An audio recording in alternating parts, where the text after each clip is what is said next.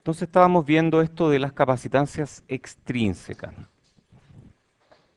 Como motivación, dijimos ya, pues, ya aprendimos GM partido por ID, aprendimos más o menos esa tabla que había al final de la clase 6, que es una tabla muy importante que hay que tener en la cabeza. Y dijimos ya, pues calculemos este amplificador, usamos la técnica del GM partido por ID, hicimos una estimación de qué frecuencia iba a andar el amplificador, lo simulamos en Spice y vimos que todo se parece mucho. Perfecto, perfecto, y hasta aquí, perfecto. Todo está perfecto. O sea, la simulación de Spice nos dio súper, súper parecido a lo que esperábamos ver.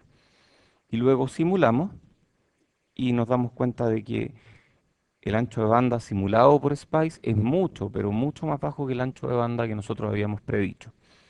Y la razón de ello es que se nos olvidó incluir capacitancias extrínsecas, que son aquellas que son como parásitas. Entonces tenemos dos tipos de capacitancias de traslape y las capacitancias de uniones. Las de traslape las mencionamos en esta página, COX por W por LOL, donde LOL es la longitud de traslape, que está aquí, más capacitancias de borde, que son importantes, y aquí esto es para la tecnología del curso. Estos son datos que yo saqué de Spice. Y después están esta otra, que son las de uniones, y para calcularlas uno tiene que decirle a Spice cómo calcularla, porque va a ser muy distinta la capacitancia de unión. La unión es esto, recuerden que la unión es todo esto, todo ese borde, por supuesto en 3D. Entonces va a ser muy distinta la capacitancia de unión si mi transistor es así, que si mi transistor tiene esta longitud de difusión mucho más grande. Entonces yo tengo que decirle a Spice cómo calcular esas capacitancias. Si no, va a calcular cualquier cosa. Entonces la forma de calcularla es, Spice ya tiene un montón de parámetros y uno tiene que decirle cuál es el área y cuál es el perímetro de las difusiones, porque estas difusiones son las que presentan las uniones. Entonces uno calcula el área, que es este ancho por este largo, y uno calcula el perímetro, que es este largo más este ancho, más este largo, más este ancho. Y con esos datos, Spice hace el cálculo. Entonces uno le dice, oye Spice, este es AS. AS es el área de la fuente, de la difusión de fuente. AD es el área de la difusión de DREN. PS es el perímetro de la difusión de fuente y PD el perímetro de la difusión de DREN. Al diseñar el chip, sí, pues. Sí, sí, tú puedes hacer las difusiones con la forma que quieras. De hecho, a mí me dan cuerda tan fácilmente. De hecho, hay unos. Imagínate que yo dibujo este transistor así. Visto desde arriba, esto es compuerta, esto es PS y esto es 10.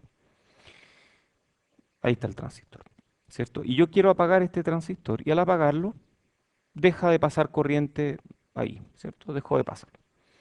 Perfecto. A veces estos chips se van al espacio. No es que se vayan solos, sino que los ponen en un cohete, en una nave espacial. A veces los ponen en colisionadores de partículas, que son ambientes de alta radiación. Y la radiación produce defectos. Defectos aquí que afectan poco, defectos aquí que afectan poco, y defectos aquí que también afectan poco. Pero a veces aparecen defectos aquí también. Y esos me afectan, porque eso aumenta la conductividad.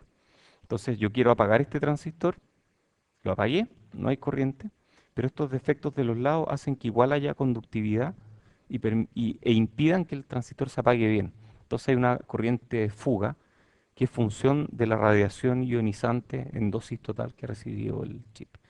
Y eso es malo. Entonces hay procesos súper caros que reducen este problema. Son procesos carísimos, no son CMOS estándar. Y uno puede mitigar este problema en CMOS estándar haciendo transistores con formas raras. Por ejemplo, yo podría hacer un transistor que no tenga borde, que no tenga un camino alternativo. Por ejemplo, de esta forma. Exactamente, circular. Yo hago DREN o fuente, no, típico este es fuente. Después hago la compuerta aquí y al medio hago drain y esto lo conecto de alguna forma. Y ahí ya no hay un camino. Estos se llaman transistores anulares porque tienen forma de anillo. Y nosotros hemos fabricado transistores de estos que son tolerantes a la radiación. Nunca lo hemos probado. El problema de esto es que el fabricante no da los modelos. El fabricante te da los modelos para estos, que son los típicos. Pero estos de aquí uno tiene que hacerlo, caracterizarlos por su cuenta y eso es un cacho. Nosotros tenemos varios de estos fabricados en diferentes tecnologías, pero nunca los hemos probado porque, no sé, pues han terminado los proyectos y ya mala suerte los dejamos ahí botados. Y... Pero sería interesante mirar cómo funcionan. Así que si alguien quiere hacerlo algún día, tenemos un Probe Station, tenemos los transistores, podríamos jugar con eso.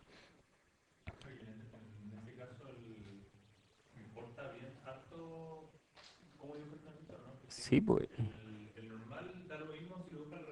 claro, pero aquí es asimétrico, entonces tú quieres poner las capacitancias más grandes donde te afecten menos. Probablemente fuente es el lugar correcto si tú tienes un fuente común. Si tú tienes un compuerta común, tal vez no, tal vez fuente no es el lugar, no sé. Ajá. Sí, aquí da lo mismo. Son iguales, son iguales. ¿Sí? ¿Sí? Sí, pero tú generalmente usas el LD mínimo, que está dado por la tecnología. La tecnología te dice, mira, esta cuestión, que es un contacto, tiene un tamaño mínimo. En realidad esto está mal dibujado, esto en realidad son varios contactos. Tiene un tamaño mínimo. Y tú tienes que tener un sobrelape, no, es que no un overlap, como un exceso para todos lados en tal cantidad. Entonces eso te define un LD mínimo y tú usas el mínimo. Sí, estas tienen buena conductividad, pero no es tan buena como el metal. Entonces uno usa metal para todo y baja el sustrato cuando es necesario nomás. Ya, pues entonces vamos a ver cómo calculamos estas capacitancias extrínsecas, que dependen del layout. Eso es lo mismo que sale aquí. Si uno mira el transistor, esto es mirado desde arriba, esto es mirado como en tres dimensiones. Este sería el ancho, este sería el LD. Y este es el largo del transistor, o la longitud de la del canal, sí. Este entonces es longitud de difusión, LD es longitud de difusión, que en nuestra tecnología es 1.5 micrómetros. Yo por alguna razón le puse 1.2 micrómetros hace tiempo porque me equivoqué y quedó como 1,2 y todo el mundo usa 1,2, pero en realidad es 1,5. Y después viene cómo le doy a Spice cuánto vale AS, AD, PS y PD. Entonces, AS es fácil, pues LD por W, LD por W, LD por W. ¿Y ahí cuánto es PS? 2LD más 2W. Y este otro lo mismo. Hay gente que pone un W más 2LD porque miden este perímetro. Y ese no lo pescan porque en realidad el transistor está conduciendo ahí. Entonces dicen, ese perímetro no influye en la capacitancia. Posiblemente esta fórmula es más correcta, pero esta es más conservativa, más conservadora, perdón. Entonces yo prefiero usar la más conservadora porque soy muy conservador. Entonces pongo un 2 ahí. En LT Spice y en la gran mayoría de los Spice, entonces uno define el transistor M1, ¿cierto? Drain, compuerta, fuente, cuerpo. Después le dice, ¿cómo dice uno? ¿Cómo dijo que dice? NMOS, PMOS, algo así, o NF, depende del modelo, y después uno le dice W igual lo que sea, por ejemplo, 100 micrómetros, L igual, por ejemplo, 0,6 micrómetros, AS igual, y hay que dárselo las unidades correctas. Entonces, si esto es, digamos, 100 micrómetros por un micrómetro, es 120 por 10 a la menos 12. Eso es, ¿o no? Y así, etcétera. AS, AD, PS, PD, y al final uno le da M, igual lo que sea. ¿Y qué era M? Número de transistores en paralelo. Eso tiene una, salud, eso tiene un significado físico. No es solamente una cuestión de spice. El significado físico es el siguiente. Imagínense que yo tengo que hacer un transistor de 2 milímetros o 2000 micrómetros. Un transistor bien largo, 2000 micrómetros por 0,6 micrómetros. Entonces voy a hacer este transistor. Aquí está, 2000 micrómetros. Hay transistores de milímetros de largo. Ahí existen. Yo he hecho de medio milímetro, es el más largo, más ancho que yo he hecho. Pero hay transistores más grandes. Entonces sería ridículo porque yo además me conecto aquí, me conecto aquí. Entonces como que la corriente va a circular ahí y algo para allá. Y no, eso no va a andar bien, ¿cierto? Eso no va a andar bien. Además que la compuerta va a tener demasiada resistencia en serie. Y la resistencia en serie en la compuerta igual es mala. Porque, porque hay capacitancias de por medio y cuando aparecen R en serie con capacitancia, hay filtro. Entonces eso es pésimo. La forma correcta de hacerlo es con transistores, con dedos. Entonces uno hace un finger device, que todas estas son compuertas. Entonces esto es G y todas estas van conectadas en paralelo. Luego aquí entre medio tengo difusiones.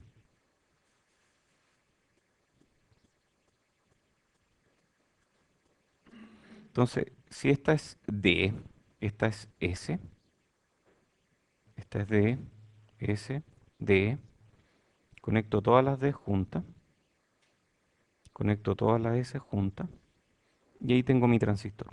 Entonces este es mucho mejor porque al dividirlo en dedos, yo puedo tener un número arbitrario de dedos, reduzco los componentes parásitos que afectan el desempeño y hago que el transistor tenga una forma, una razón de aspecto razonable. Sería ridículo un transistor tan largo y tan delgado, ocuparía casi todo el chip. Eso sería ridículo. Uno trata de hacer cosas que se asemejen a un cuadrado. En general, es bueno tener estructuras en layout que se asemejen a un cuadrado. Entonces uno juega un poco con eso. Y muchas veces uno tiene relativamente caracterizado un transistor. Por ejemplo, mi regalón, por decir algo, es de 30 micrómetros. Entonces trato de hacer transistores que tengan combinaciones de ese, porque ese lo tengo súper bien caracterizado y lo uso para todo. Y si quiero poner uno de 90, pongo tres de esos en paralelo y listo. Y como que uno tiende a diseñar de esa forma.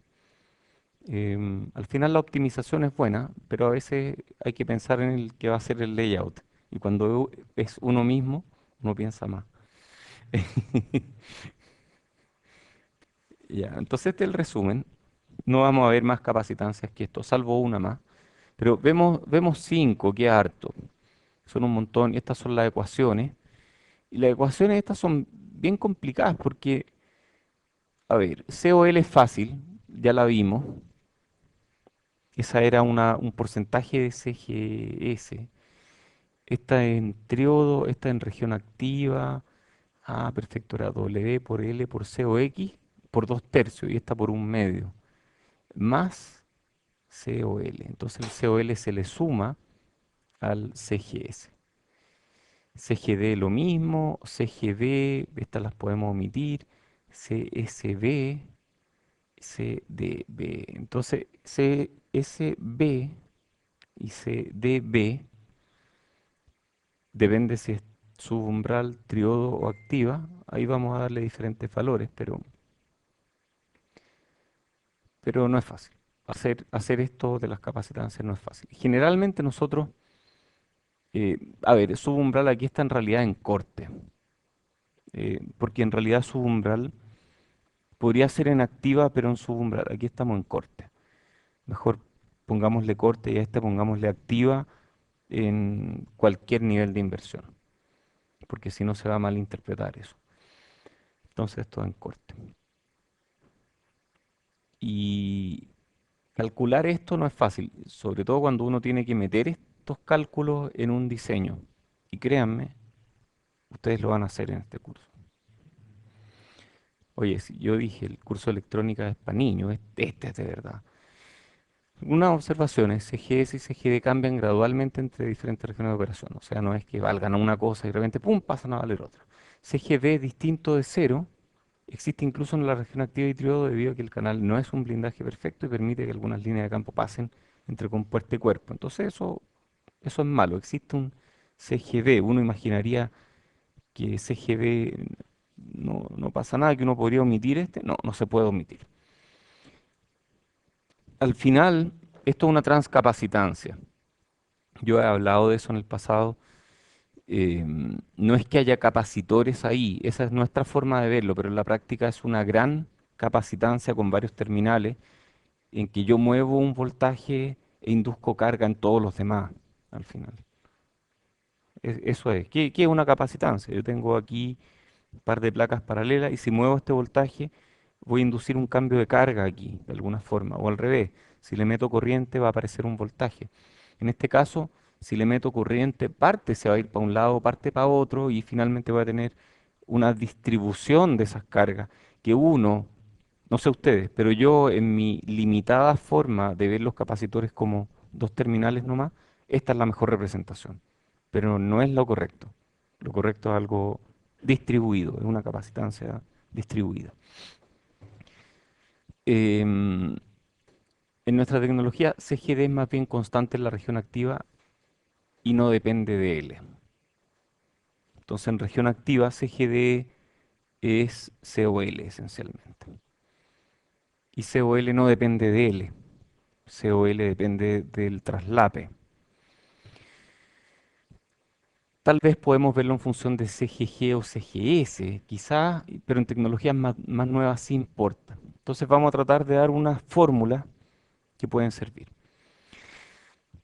Mejoremos la definición de FT. Entonces nosotros teníamos esta definición, pero al considerar capacitancias extrínsecas vamos a ponerlas también en FT. Recuerden que FT es una cifra de desempeño. Entonces nosotros podemos poner las capacitancias extrínsecas dentro de esta cifra de desempeño para que la cifra de desempeño tome en cuenta las capacitancias extrínsecas también. Entonces, en vez de poner CGS, ponemos CGS más CGD más CGB. Y la suma de las capacitancias de compuerta, CGS más CGD más CGB, que son todas las capacitancias conectadas a la compuerta, le llamamos CGG. La curva roja en la lámina siguiente fue generada usando este en lugar de este. Uy, yo los veo iguales. No, ahí cambió. Sí, o sea, aquí incluimos CGG. En cambio, aquí incluimos CGS. Entonces, esta es CGG, que es la capacitancia total. Y vamos a ver, la roja me da un FT que es más bajo. Efectivamente, FT baja al considerar todas las capacitancias. Entonces, esta curva de FT parecía, esta es la que teníamos antes y esta es la que tenemos ahora, incluyendo todas las capacitancias. Entonces, el nuevo FT del NMOS, esto incluye CGG, y el nuevo FT del PEMOS, que también incluye SGG, y ustedes perfectamente podrían usar estas curvas para diseñar. No son muy precisas, o sea, yo digo aquí, uy, ¿eso qué es? O no sé, porque este gráfico es semilog. En la práctica, uno debería hacer este gráfico sin semilog. El problema es que cuando uno cambia longitud, son tantos rangos, tantos órdenes de magnitud que yo preferí ponerlo aquí. Pero esto es una referencia para ustedes. Oye, y esto es Ft por Gm partido por Id. Y efectivamente hay un máximo, ¿ah? Hay un máximo en todas las curvas. Eso es para el NMOS y para el PMOS. Entonces hay un máximo. Ya, hablemos de la última capacitancia, la que dije que íbamos a mirar al final. En nuestra tecnología, el PMOS requiere un pozo. Así es el PMOS. Partimos con un P sub, luego hacemos un N well, y encima hacemos P más, P más y N más. ¿Qué era este N más? ¿Ah? El cuerpo. B es por cuerpo. Entonces es el cuerpo de los N MOS. ¿Y por qué necesitamos un N más y no podemos conectar directo nomás? Em, sí, sí, pero no. La pregunta otra. ¿Por qué no podemos tirar un metal directo encima de aquí? ¿Por qué tenemos que hacer un N más ahí? Ya, la razón viene de física de semiconductores. Si yo agarro un pedazo de semiconductor y le pongo un metal encima, eso de ahí es un diodo Schottky. Schott- ¿Cómo se escribe Schottky? Sí, es con C, ¿cierto? Sí. Es un diodo Schottky, que es un diodo de muy bajo voltaje, pero conduce para un lado y no para el otro. Y yo no quiero que eso ocurra, entonces, para evitar que haya un diodo Schottky hay que hacer un- hay que hacer que las bandas de energía, que los diagramas de bandas de energía sean graduales. Y eso se logra poniendo una región N más aquí, para que haya una gradualidad desde el metal hasta N más y luego hasta N. Entonces eso permite hacer este dispositivo. Entonces, esto del cuerpo, efectivamente. Y aquí yo tengo estas uniones, y estas uniones PN que están polarizadas en forma inversa, producen capacitancias de uniones que ya miramos. ¿Alguien ve otra unión PN que produzca otras capacitancias que no habíamos mirado antes? Ahí, ¿cierto? Ahí, oye, esa es enorme. Esa es la media capacitancia. Porque es un diodo que está polarizado en forma inversa. Este siempre va a un voltaje muy grande, este siempre va a un voltaje muy chico. Entonces esta no conduce. Está bien. Si no, tendríamos un problema. Pero ahí se forma una capacitancia no menor entre el N-well, o sea, entre el cuerpo del transistor PMOS y la Tierra. Mm. Típico, uno se olvida de esto. Uno como que dice eso no, ya no influye en nada. Pero a veces el N-well va conectado aquí y no va conectado a VDD necesariamente. Cuando eso ocurre, queda una capacitancia que no va entre VDD y Tierra. Cuando eso ocurre, modelamos esto con un diodo y su capacitancia es más o menos esa que está ahí. Ese es más o menos un valor que uno podría considerar. Entonces así nos queda el modelo completo del MOSFET, que es bien feo. En electrónica teníamos este y este. Y ya hacia el final de electrónica tuvimos este y lo miramos bien de lejos. Y ahora tenemos un montón de capacitancia. Se pone feo. En la práctica tienen que, no se preocupen de considerar todas, a menos que tengan temor de que el circuito no vaya a funcionar. Eso fue un chiste. Eh, esta es obvio, hay que considerarla, esta también, está obvio que sí. Estas dos generalmente, y esta también. O sea, estas dos generalmente, en realidad, y esta a veces, pero estas dos tienen que ir en las ecuaciones. Y esta aquí, bueno, solo cuando haya un PEMOS, porque si no sería una locura. A menos que haya twin well. Si es que hay twin well, ¿qué era el twin well? Para hacer un NMOS flotante, ¿cierto? Ya, bueno, ahí tienen más capacitancia. Y ustedes ya saben cómo modelarla. Cuéntame.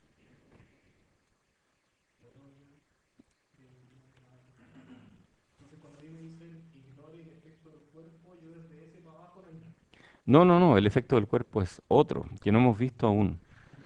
El efecto del cuerpo es otra. Y esa es un GMB multiplicada por un VG, por un VSB.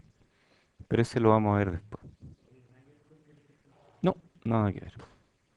No, sí, se complican, son bichos muy complicados. Entonces, como les decía, esto es una transcapacitancia, es un modelo muy complicado que no describe bien las capacitancias parásitas, entonces en la práctica esa transcapacitancia, al final uno no lo analiza a mano, uno lo pone como capacitores individuales. Y SPICE después verifica. SPICE usa modelos de transcapacitancia. Si quieren aprender de eso, HSPICE es la fuente. Ahí ellos tienen todos los modelos de transcapacitancia. Bueno, este es un resumen de las capacitancias que entrega LT-SPICE cuando uno hace un punto OP. Entonces, cuando quieran calcular CGG, usan esa. Y así hay un montón. Esta CGD, CBD, CG, etcétera. Ahí ustedes pueden mirar dónde están estas. Sí,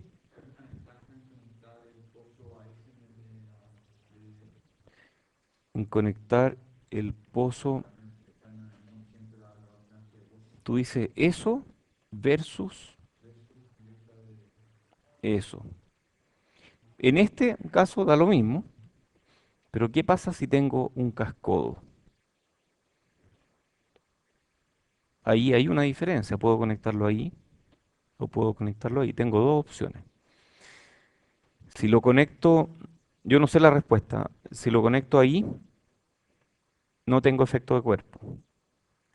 Si lo conecto ahí, tengo efecto de cuerpo. Y ese efecto de cuerpo puede, en algunos casos, ayudarme, porque puede hacer que el GM de ese transistor crezca por el efecto del cuerpo. Em,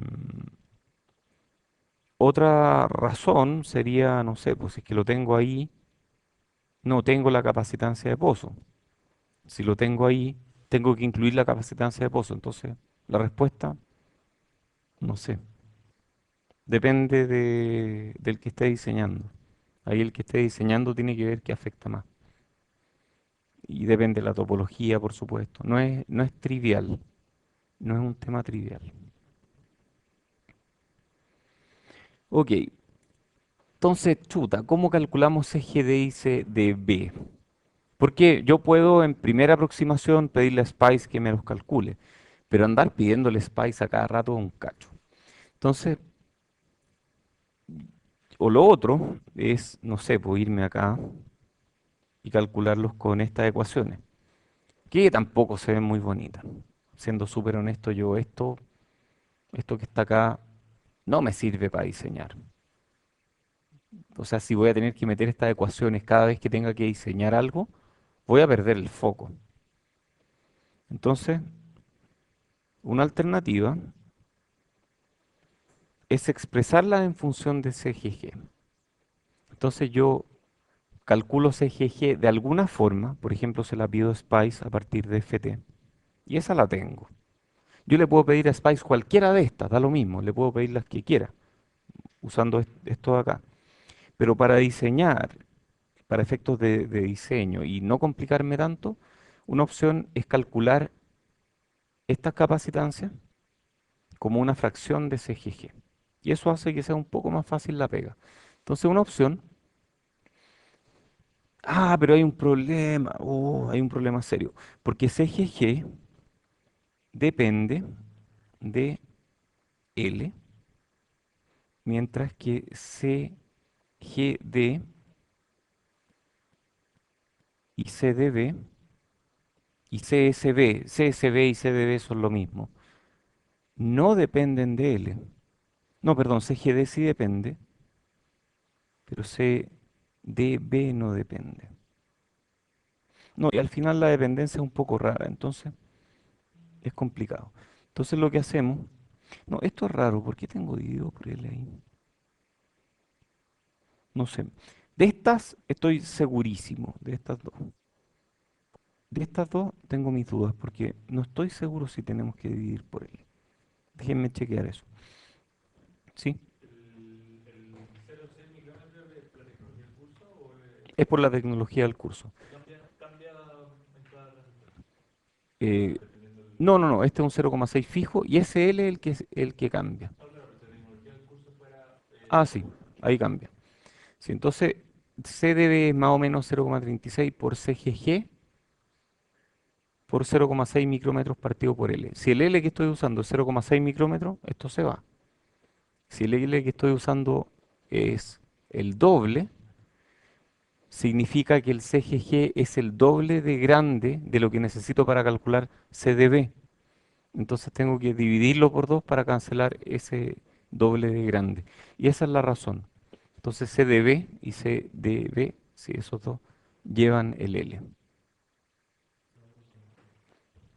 Estos dos no me acuerdo. Ahí tengo que chequear. No estoy seguro.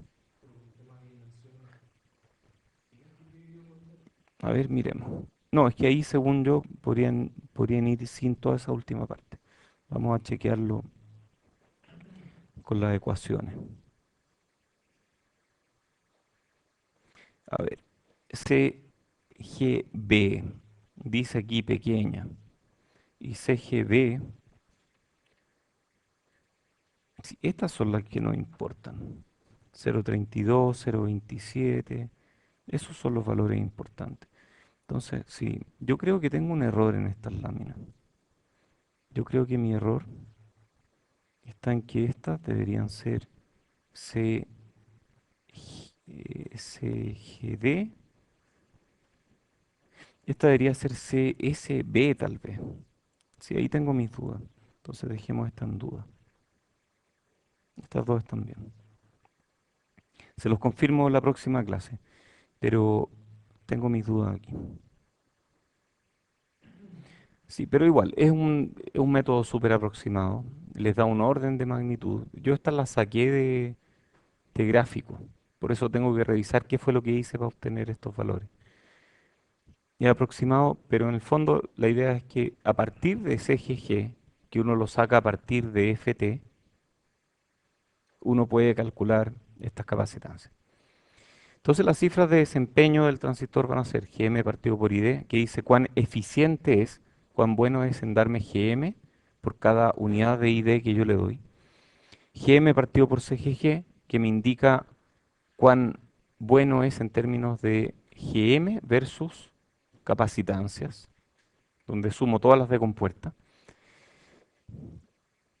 Gm partido por GDS, que me da la ganancia. Y estas dos de acá que vamos a usar mucho menos, que nos dicen de las otras capacitancias, cómo nos afectan el desempeño y cuán grandes son en comparación con CGG. Ya, sigamos con la clase que viene. ¿Sí? Ujú.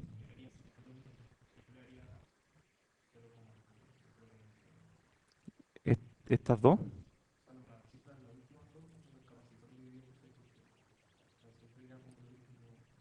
Sí, sí, es que estas son fijas, son fijas. Sí.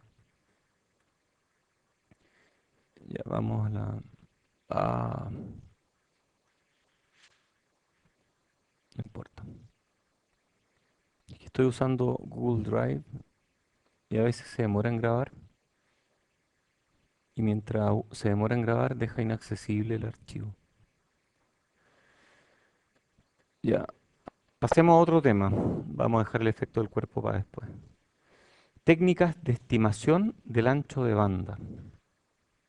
Hay lecturas. Y bueno, esta clase complementa algo que vimos en electrónica. Recién aprendimos que para estimar el ancho de banda de un circuito con MOSFETs necesitamos modelar todas las capacitancias. Ahora vamos a mejorar el análisis a mano porque realmente con tanta capacitancia uno se marea. Entonces vamos a aprender dos técnicas para hacer más fácil el análisis. Una es la aproximación de Miller, que no es el teorema de Miller, sino que permite el uso del teorema de Miller. Y el análisis de constante de tiempo de circuito abierto, es- aquí CT, pero en realidad es OC tau. Ejemplo 2, vamos a hacer esto a mano. Entonces, ¿Mm? Es el mismo, vamos a hacerlo a mano. Oye, es un transistor, después ustedes mismos van a diseñar circuitos con decenas de transistores. ¿Cómo queda en pequeña señal? Vamos a incluir todas las capacitancias. Entonces, ¿cómo queda esta en pequeña señal? Tierra ya. Entonces ahí está tierra. Después tenemos BI, I, RI, mejor pongamos el R antes porque si no, no nos va a caber. RI. Y después viene mi transistor. Entonces tiene mi GM-VGS, tiene el RO y tiene el RL.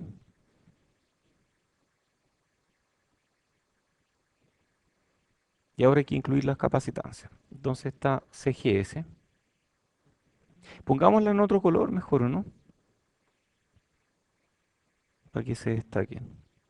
Entonces tengo CGS. ¿Mm?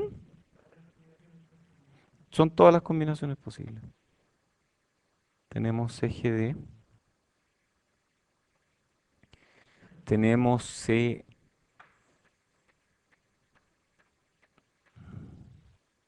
¿cómo está? CDB. CSB no está, porque queda ahí. CSB. Y aquí tenemos CGB más CGB. Sí, son cinco nomás. Son esta, esta, el cuerpo, esta, esta y esta. Son cinco. Por suerte. No son todas, pero son hartas. Ya, entonces yo puedo analizar eso, pero es un poquito engorroso. La verdad es que es un cacho. CDS no. No, porque esa en realidad es CDB y luego CBS. Entonces no hay una directa ahí. Ya, ¿cómo analizamos esto? Vamos a estimar el ancho de banda. CDB vamos a asumirlo cero. Eso es para empezar con la estimación. Entonces CDB está aquí y lo que vamos a asumir es que este nos va a afectar poco, que hay otros que nos afectan más. De ahí vemos si es que es un supuesto válido. Entonces vamos a partir el circuito en dos partes, lo que está a la izquierda y lo que está a la derecha, y vamos a calcular la admitancia equivalente de lo que hay a la derecha. Entonces, aquí hay un R, aquí hay un VGS y hay algo a la derecha que se ve como una especie de impedancia o admitancia de entrada, ¿cierto? Entonces, este gallo o esta parte del circuito ve hacia la derecha algo que vamos a calcular. ¿Cómo calculo eso? Puede ser con fuente de prueba o puede ser usando... Ah, ¿se acuerdan del teorema de Miller o no? Aquí hay una capacitancia. ¿Se acuerdan de Miller o no? ¿No? Claro, ese mismo. Bueno, después vamos a mirarlo de nuevo. Ahí está la generalización del teorema de Miller. Entonces, usando Miller, para los que no hayan visto Miller, vamos a... que lo vimos en electrónica de forma muy somera. Esencialmente dice lo siguiente. Cuando hay un capacitor entre dos nodos y cuando hay alguna ganancia o alguna relación de atenuación entre estos dos nodos, por ejemplo, ganancia A, y aquí tenemos una capacitancia C, entonces la capacitancia vista aquí es C equivalente, es C por uno menos A. Esa es la capacitancia que se ve. Entender Miller es un poco raro porque hay que entender... ¿Mm? ¿Puede dar negativa? Sí, es que generalmente A es negativa, entonces te da eso. Sí. Y tú puedes hacer trucos para jugar con esa capacitancia equivalente. Pero efectivamente eso es una capacitancia equivalente Bien curioso. Vamos a tratar de explicarlo de una forma. Tengo varias formas de explicar esto. Uy, a ver. Ahora me acordé de una que no sé si la tengo vigente o no. De una presentación que hice hace un tiempo en un lugar. Déjenme ver. Esto está...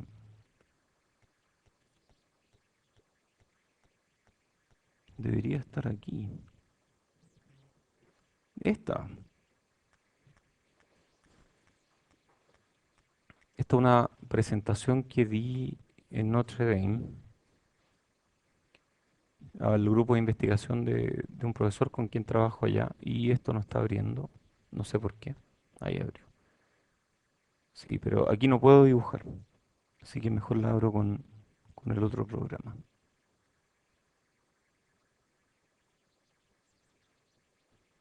Ya. Bueno, esta no la he preparado, así que probablemente para mí va a ser tan sorpresa como para ustedes. Em, Estábamos buscando una forma de hacer capacitancia. Em, y cómo medir capacitancia. Y aquí hice un ejemplo en Spice, qué sé yo, qué son las capacitancias negativas. Y aquí, para emular una capacitancia negativa, podemos usar el efecto Miller en capacitancia. El efecto Miller dice que si tengo un amplificador, tengo una impedancia, cuando hay algo ahí, puede ser lo que sea, puede ser cualquier impedancia. Y esa impedancia se ve desde afuera, modificada por el efecto de la ganancia del capacitor. Entonces, ¿cómo funciona? Para mí esto, insisto, es una sorpresa porque no me acuerdo. Entonces yo dije en algún momento que los capacitores a tierra son como jeringa, un poco. ¿Y por qué son como jeringa? Ah, porque hay que meterle agua para llenarlo. ¿De acuerdo? ¿Me están siguiendo con la analogía o no? De hecho, y, y- y si yo le meto agua, subo en voltaje. Y eso es equivalente a que si yo le meto agua a la jeringa, sube en altura. Sí. Uy, entonces, esta altura es la misma que esa. Sí, ya, perfecto. Sí, subió entera, subió.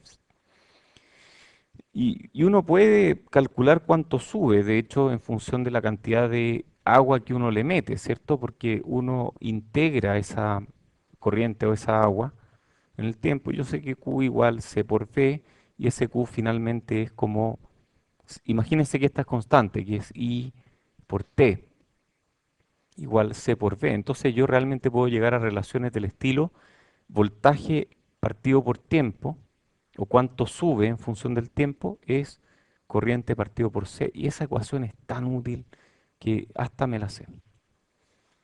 Yo me sé pocas ecuaciones, esta es una de las que me sé. Entonces, ¿cómo varía el voltaje en el tiempo? Si yo le inyecto corriente, es I partido por C. Y esto parte en un voltaje inicial arbitrario que depende de las condiciones iniciales. Entonces, esto es voltaje, esto es tiempo.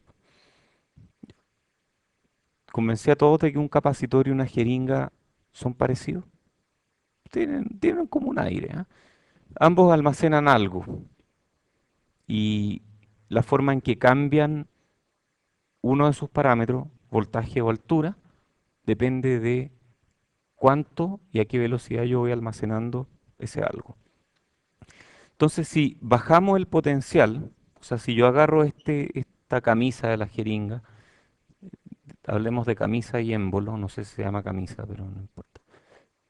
Si bajo esta camisa, va a salir agua hacia afuera. Y es como un flujo de corriente hacia afuera, ¿cierto? ¿Están todos de acuerdo, no? O sea, han agarrado una jeringa, imagínense, la llenamos, hacemos así, ¡pum! Y va a salir agua hacia afuera. Entonces, ¿cómo usar el efecto Miller para hacer una capacitancia más grande? Y esto es curioso, ¿ah? Si yo tengo un amplificador con ganancia menos A, entre una punta de la jeringa y la otra punta, significa que si yo subo este un poquito, subo este lado un poquito, el amplificador se va a encargar de bajarme ese lado otro poco, porque la ganancia es negativa. Entonces, cuando yo subo este, yo esperaría que esta cosa se llene y entre un poquito de agua. Pero como por el otro lado me están bajando el piso, va a entrar más agua de la que yo hubiera esperado para esa pequeña diferencia de voltaje. Entonces, si yo no estoy mirando y hago este experimento, voy a creer que la jeringa es gigante, cuando en realidad la jeringa no es tan grande. Pero el efecto de verla más grande es porque hay un amplificador que se está encargando de moverme el otro lado. Entonces se siente como una capacitancia más grande. Bueno, este otro truco para hacer capacitancias negativas. Y ahí está mi capacitancia negativa en Spice. Eh, bueno, esa es más o menos la idea. Ah, no, en realidad era un capacitor enojado, porque es negativo. Sí, sí, era un capacitor enojado, porque era una capacitancia negativa. Muy bien. Entonces, los convencí con lo de Miller, ¿o no? ¿Sí? Sí, Rodolfo, ¿te convencí o no? Sí, ya. Entonces, esa es más o menos la idea. Si este sube y este baja, tiene que entrar mucha corriente y eso hace que el capacitor desde afuera se vea como muy grande. Entonces, una opción sería usar Miller. Y para usar Miller, perdón, esta es la ecuación finalmente si es que usamos Miller. El AB de S es BO partido por BGS, o sea, el AB visto hacia allá. Y uno puede calcularlo, y esto me da menos GMRL por... ¡ih! Apareció un cero, que depende de CGD, y un polo, que depende de CGD. O sea, lo que está a la derecha tiene una función de transferencia que tiene un cero y tiene un polo. Uy, un cero. ¿Qué significa que haya un cero ahí? Tiene algo que es como de pasalto, y más encima un cero en el semiplano derecho. O sea, este me aporta con desfase negativo, igual que este. Uy, qué divertido. ¿Has leído el Vorperian o no? ¿Sí? ¿Han cachado la parte donde dicen cómo calcular ceros mirando un circuito? Mirando un circuito, ¿cómo calcular ceros mirando un circuito? Que uno mira así, ah, ahí hay un cero. Léanse el Vorperian. Porque esto mismo sale muy fácil si es que uno mira el Vorperian. Y no se los voy a decir porque no me acuerdo cómo era. No, no, no, es una técnica muy buena, es una técnica realmente buena en que uno dice, ¿dónde hay un cero? ¿Qué significa un cero? Un cero significa que la salida para esa entrada es cero. Entonces, para que la salida sea cero, ¿qué tiene que pasar en esta red para que la salida sea cero? Y si uno se hace esa pregunta y se la responde, aparece un cero. Es notable, la técnica es notable. Mírenla. Eh, no se las voy a decir, léanla. Pero es exactamente lo que les dije. Es qué tiene que pasar para que la salida sea cero. Y uno plantea un par de ecuaciones y aparecen los ceros. Es realmente lindo. Bueno, la aproximación de Miller dice lo siguiente. Suponiendo que los polos y ceros de A, B, de S están muy lejos, o sea, suponiendo que este gallo se parece a AB0 de S, perdón, sin S, suponiendo que se puede aproximar a esto, a un GMRL, entonces podemos reemplazar a B de S por su valor de C. Esa es la aproximación de Miller, que no es el teorema de Miller. Entonces, ¿cuál fue la diferencia? Teorema de Miller dice, perdón, vamos a verlo aquí. Teorema de Miller dice esto. Dice que cuando yo tengo una impedancia en realimentación de un amplificador, entonces si yo miro desde afuera esa impedancia y esta ganancia es estática, yo voy a ver esa impedancia desde afuera. Eso es lo que dice el teorema de Miller. La aproximación de Miller es otra cosa. La aproximación de Miller dice, si esta cosa, si esta ganancia depende de la frecuencia, pero su dependencia de la frecuencia está a muy alta frecuencia, mucho más arriba de lo que a mí me interesa, entonces la aproximación de Miller dice, yo puedo reemplazar ese por su valor de C. Y eso es lo que hacemos. Entonces, al reemplazar eso por un valor de C, nos queda una capacitancia equivalente vista acá, de aquí hacia la derecha, ese CGD, visto desde la izquierda, se convierte en una capacitancia a tierra equivalente de valor CGD multiplicado por 1 más GMRL. Y eso es terrible porque GMRL es ganancia. Entonces yo estoy amplificando CGD por la ganancia del amplificador, esencialmente. Y eso hace que mi circuito sea mucho más lento de lo que yo originalmente había pensado. Entonces, ese debe ser el culpable de que mi circuito sea más lento de lo que yo quería que fuera. Esta es la generalización de Miller cuando AB es constante. Algunos casos de interés, uno puede hacer que las impedancias sean igual, o que sean infinitas, o que sean cero, o que sean negativas. Uno puede hacer cosas. Es posible jugar con las impedancias vistas desde afuera. O sea, si este gallo tiene ganancia 2 desde afuera esto se ve como una impedancia negativa. Em, no hay corriente en la rama de FF. Esto se llama bootstrapping. Cuando esto tiene ganancia 1, si este sube en la misma cantidad, por lo tanto aquí no hay corriente. Si aquí no hay corriente, desde afuera se ve como si no hubiera capacitancia. Y uno puede hacer ese tipo de cosas. ¿Qué es rama FF? Feed forward, ¿cierto? Que también esto es feed forward, porque a veces no es el feedback que uno busca, sino que es una prealimentación, feed forward. Entonces, se pueden hacer un montón de cosas con Miller, y esto se usa en la práctica, esto tiene aplicaciones. Bueno, entonces, miremos la red de entrada. ¿Recuerdan la red de entrada? ¿Qué es la red de entrada? Era, yo dije, la red de entrada es VI, R, CGS más CGB, y todo lo que hay a la derecha. Entonces la red de entrada me queda VI, RI, CGS más CGB y todo lo que hay a la derecha yo lo reemplazo por una pura capacitancia que tiene valor CGD por 1 más la ganancia. Entonces ahí yo puedo calcular fácilmente la frecuencia de menos 3 decibeles de la red de entrada, asumiendo que la aproximación de Miller funcionó. O sea, asumiendo que los polos y ceros del amplificador están a muy alta frecuencia y por lo tanto esto es una buena aproximación.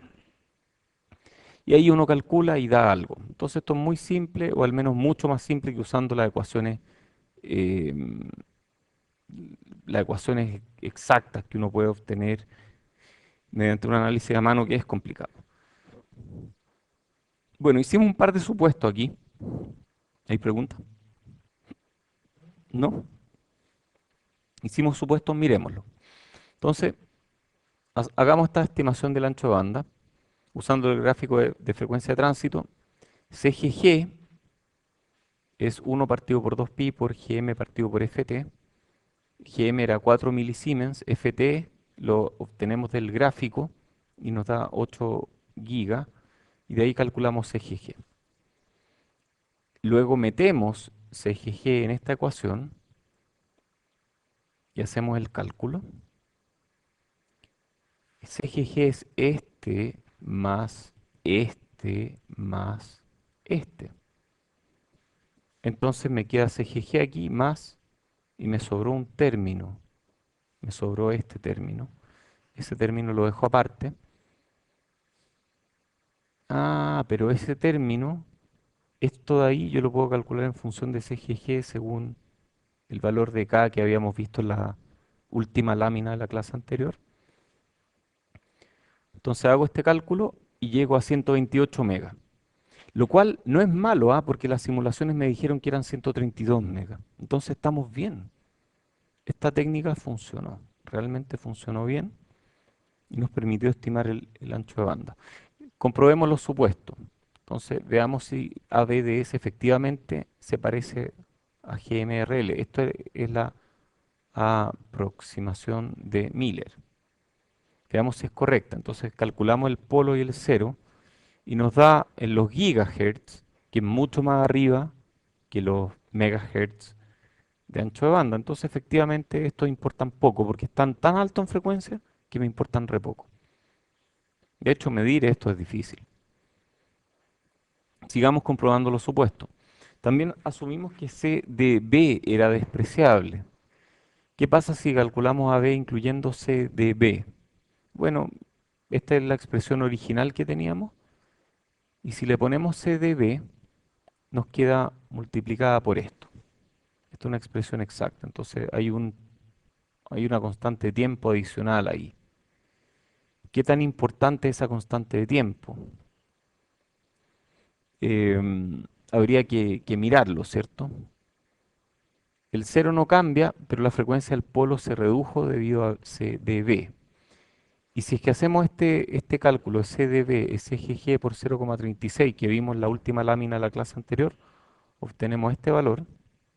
Y con este valor encontramos que la frecuencia del polo es 4 gigas. 4 gigas está muy lejos de nuestra frecuencia de interés, por lo tanto, no olvidamos de esto.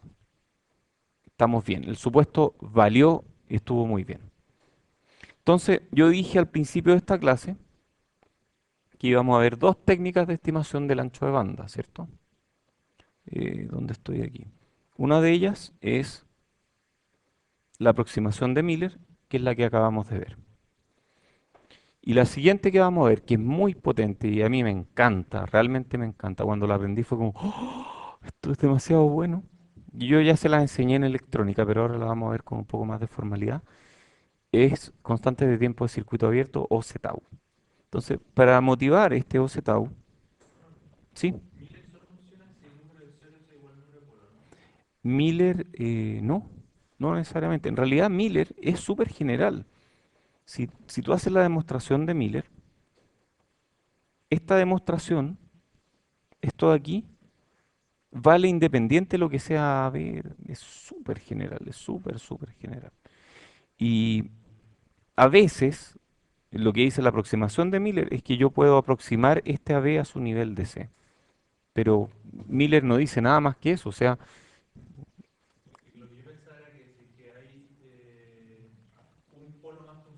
ujú, lo cual puede ser bueno o malo dependiendo de, claro, o sea, te atenúa, ¿cierto? Sí, pero Miller es muy general, o sea, así como está, a ver, yo aplico un B-test, mido un I-test, y si la corriente de entrada es cero, entonces el Z que voy a ver es eso, y punto, eso es independiente, incluso este puede ser función de ese y va a funcionar igual, ¿de acuerdo? Te va a cambiar, por supuesto, ahí te van a aparecer polos.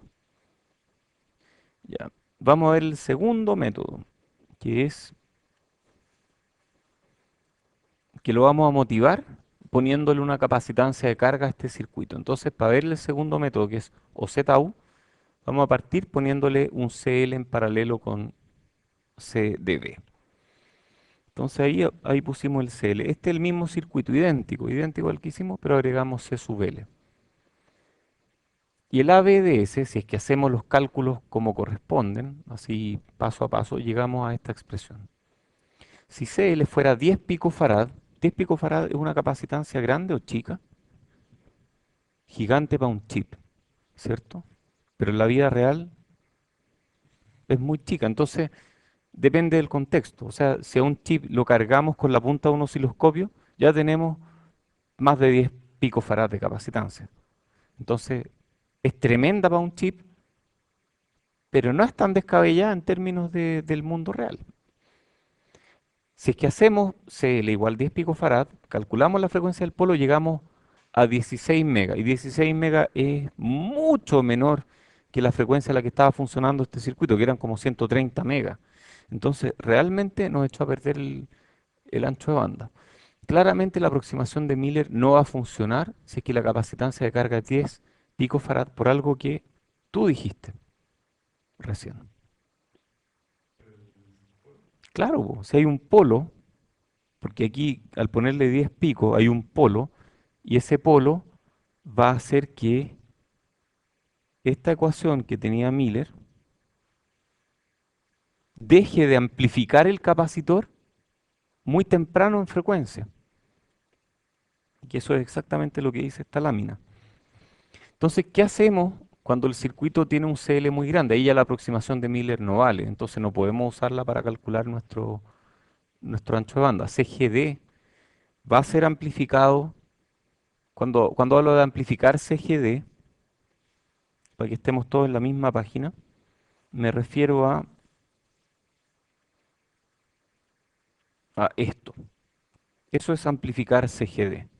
O sea, yo veo como un capacitor mucho más grande de lo que es realmente. Pero ese GMRL, si es que el polo del amplificador está muy abajo, no me va a amplificar CGD hasta frecuencias muy altas. Me lo va a amplificar en DC, pero de ahí para arriba ya no. Entonces, CGD es amplificado a frecuencias bajas solamente, antes de que CL actúe y destruya la ganancia de BGS a BO. Porque CL eso es lo que hace, destruye la ganancia de BGS a BO. Entonces el polo SGD ya no va a ser el que me va a estar limitando el ancho de banda. Hay otro polo, el de salida, que limita el ancho de banda. Entonces intuitivamente es CL el que está fijando el ancho de banda. Y CGD me importa re poco. CL es el que reduce la ganancia de BGS a BO, haciendo que la ganancia de BI a BO también caiga. Entonces cuando CL es muy grande, el ancho de banda del circuito cae y tiende a 1 partido por 2 pi RLCL, que es un resultado que podríamos haber mirado directo aquí. Si CL es mucho más grande que todos los demás, entonces esta constante de tiempo domina por sobre todas las demás y uno rápidamente puede decir, ahí está mi polo dominante. Pero ¿cómo saber cuándo un polo es dominante y cuándo otro polo no es dominante? ¿Cómo saber eso? Dependiendo de las constantes. O sea, tú podrías mirar las constantes de tiempo y decir cuál polo es más grande que el otro. Ya. Eso mismo tiene un nombre y se llama OZ-tau. Eso es lo que vamos a ver ahora. Entonces, ese es el caso general y se llama análisis de OZ-tau, Open Circuit Time Constant, o constante de tiempo de circuito abierto.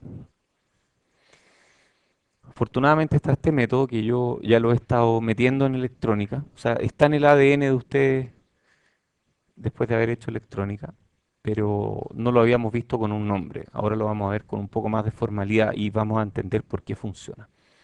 Entonces este método es más general y permite estimar el ancho de banda de circuitos arbitrarios con ciertos límites. Entonces vamos a aprender cuáles son esos límites, sin necesidad de derivar funciones de transferencia completas y complicadas. Entonces la receta de cocina es muy simple. Yo tengo un circuito con muchos capacitores. Ah, por eso es que yo en electrónica siempre decía, esto vale cuando hay un capacitor. Aquí está la razón.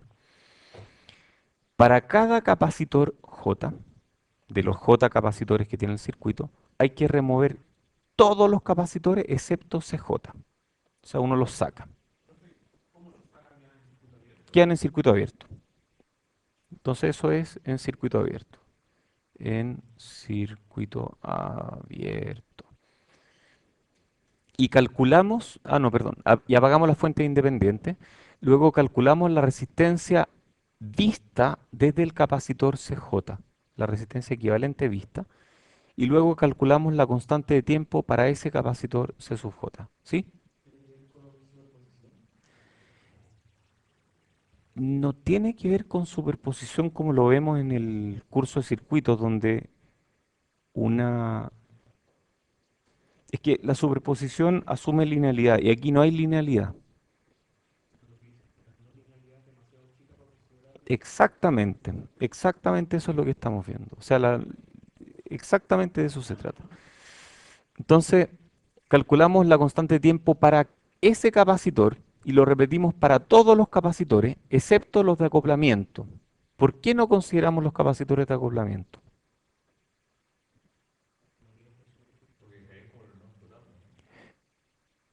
Más va por lo que tú dices. porque no tienen función de filtro, exactamente. De hecho, a las frecuencias de interés yo quiero que los capacitores de acoplamiento sean un cortocircuito, esencialmente. Entonces, por eso, o los de bypass también. Entonces, los capacitores de bypass no se meten aquí, porque no me limitan el ancho de banda. Luego sumo las constantes de tiempo que calculé, todas esas constantes de tiempo que calculé, las sumo, y el ancho de banda estimado es uno partido por la suma de las constantes de tiempo. Este método es realmente bueno porque me permite estimar constante de tiempo dominante y eso es muy útil en circuito, muy muy útil. Entonces aquí hay un ejemplo. em, Paso uno, esto es para tau 1. Entonces vamos a jugar con este. Dejémoslo para la clase que viene mejor. Quedan 2 minutos. Prefiero, prefiero completar el ejemplo en una clase. No voy a alcanzar ahora, así que dejémoslo aquí. Sí, sí, pero no para los de acoplamiento. Los de acoplamiento son cortocircuitos. Sí, entonces esto remueve todos los de acoplamiento permanecen.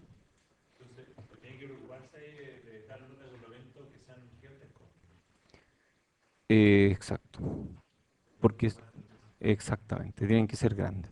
Sí, ya. Muy bien, dejémoslo aquí. Gracias a todos y décima, porque participaste mucho en clase. Sí, así que de ahí me escribes un correo.